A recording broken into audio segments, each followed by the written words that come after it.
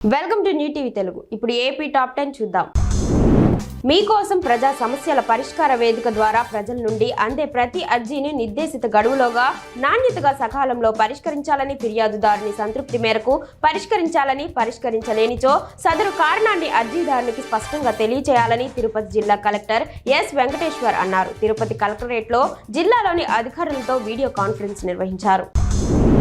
మార్కాపురం పట్టణం ఎస్వీకేపీ కళాశాల రోడ్లోని మాధవి గ్రాండ్ ఇన్ కళ్యాణ మండపంలో ఏపీయూడబ్ల్యూజే జిల్లా నూతన కార్యవర్గ ప్రమాణ స్వీకార మహోత్సవ కార్యక్రమానికి గిద్దలూరు ఎమ్మెల్యే అశోక్ రెడ్డి పాల్గొన్నారు. ఈ సందర్భంగా ఆయన మాట్లాడుతూ సమాజంలోని ప్రజా సమస్యలు, అట్టడుగు వర్గాల గొంతుకను సమాజం దృష్టికి తీసుకొని వచ్చే పాత్రికేయ సోదరుల సమస్యలను పరిష్కరించడంలో ఎన్డీఏ ప్రభుత్వం కృషి చేస్తుందని తెలిపారు.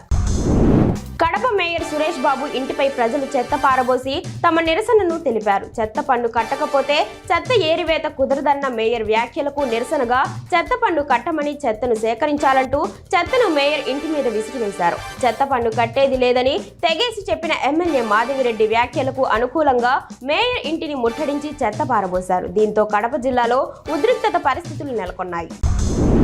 నంద్యాల జిల్లాలోని అన్ని ఫ్యాక్టరీలు, పరిశ్రమల్లో భద్రతా ప్రమాణాలు తప్పనిసరిగా పాటించి ఉద్యోగులు, కార్మికుల రక్షణకు అధిక ప్రాధాన్యతనివ్వాలని నంద్యాల జిల్లా కలెక్టర్ జి రాజ్కుమారి సంబంధిత నిర్వాహకులను సూచించారు. కలెక్టరేట్లో పరిశ్రమల నిర్వాహకులు, జిల్లా SP Adhiraj Singh Rana, joint collector C విష్ణుచరణ్లతో కలిసి జిల్లా కలెక్టర్ ప్రత్యేక సమావేశం నిర్వహించారు. ప్రపంచ వ్యాప్తంగా ఉన్న ముస్లింలు తమ ఆరాధ్య దైవంగా భావించే మహమ్మద్ ప్రవక్తపై మహారాష్ట్రకు చెందిన రామ్గిరి బాబా చేసిన అనుచిత వ్యాఖ్యలపై నంద్యాల ముస్లిం జేఏసీ నేతలు తీవ్రంగా ఖండించారు. నంద్యాల జిల్లా కేంద్రంలోని జేఏసీ కార్యాలయంలో సమావేశం నిర్వహించారు. దేశంలో సోదరాభావంతో కలిసిమెలిసి జీవిస్తున్న ప్రజల మధ్య రామగిరి బాబా వంటి వారు అనుచిత వ్యాఖ్యలు చేయడం తగదన్నారు.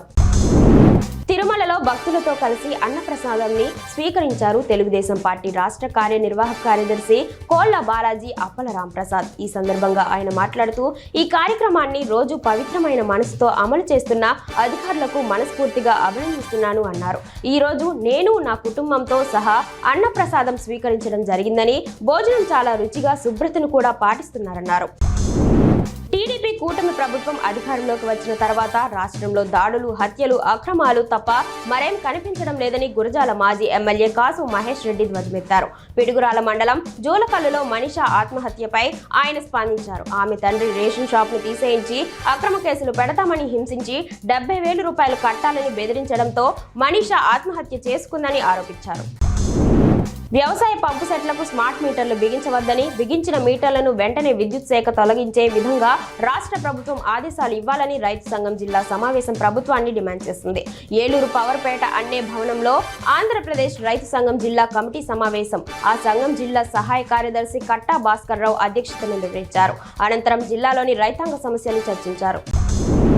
ఏపీ ఎన్నికల ప్రధాన అధికారి వివేక్ యాదవ్ను వైసీపీ నేతలు అమరావతి సచివాలయంలో కలిశారు. అనంతరం వారు విలేకరులతో మాట్లాడారు.